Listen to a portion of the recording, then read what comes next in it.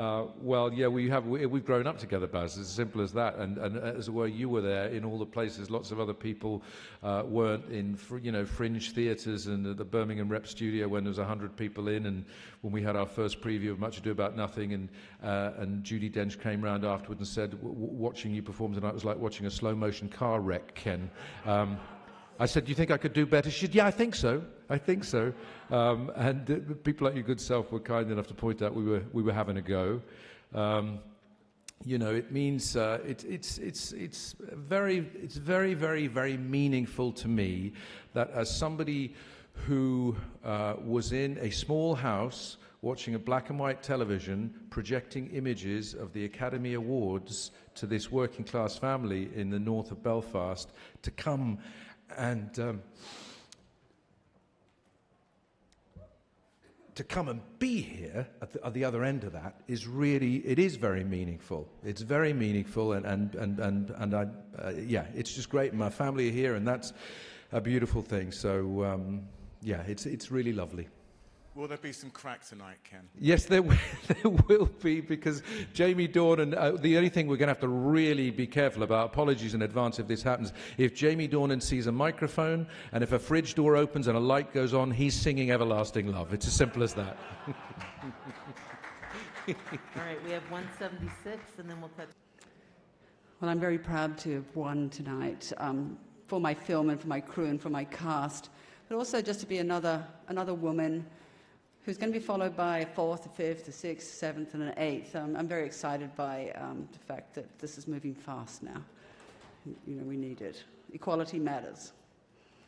It's impossible to win an award like Best Directing without having an extraordinary team behind you. And, I'm particularly thinking of my lead actors who really gave everything and dug deep to portray these characters.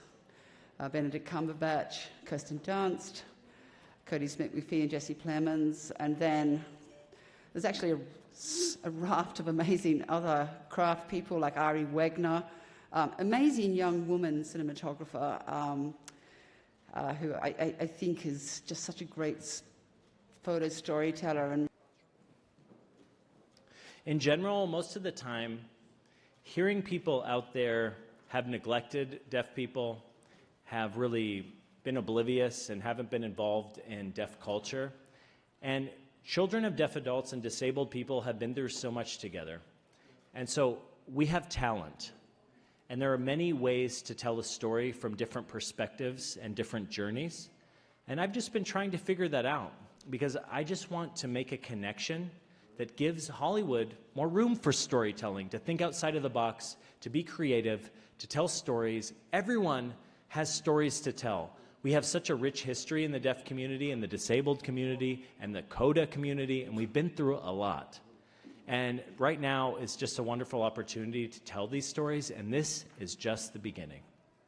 I was just wondering, as obviously the first US artist to win this award for a Bond song, how does it feel to kind of be joining, I guess, the British family in a way, part of the other incredible artists that have done the same? And Billie, I know you previously said that you were kind of worried that Daniel wouldn't like the song. So do you think you've made him proud with it now? I hope so. Jeez.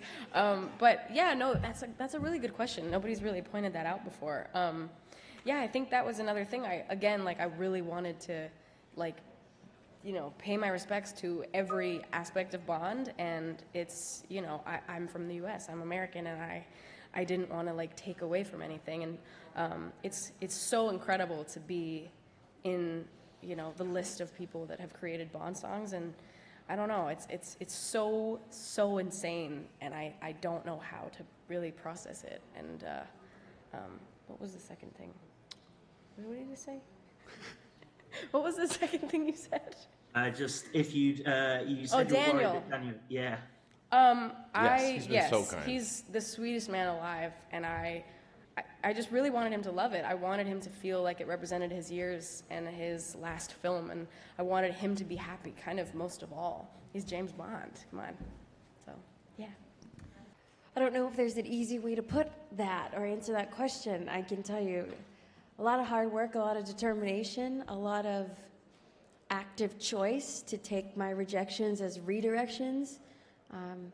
I was just saying, you know, when I was in the ensemble of Hamilton, mind you, as an ensemble member, I had a role that barely spoke. All I did was dance. But I chose at some point to try for more. And to be frank, it wasn't met with, you know, thunderous applause. Some folks kind of looked at me like I was crazy, and I had to choose to believe that I was deserving of more and go and train to be better. And honestly, just choosing myself and choosing to believe that I was worthy and the willingness to humble myself and do the work, that's how this happened. This is magic, but it's magic that did not come without effort. Yeah, thanks, Baz.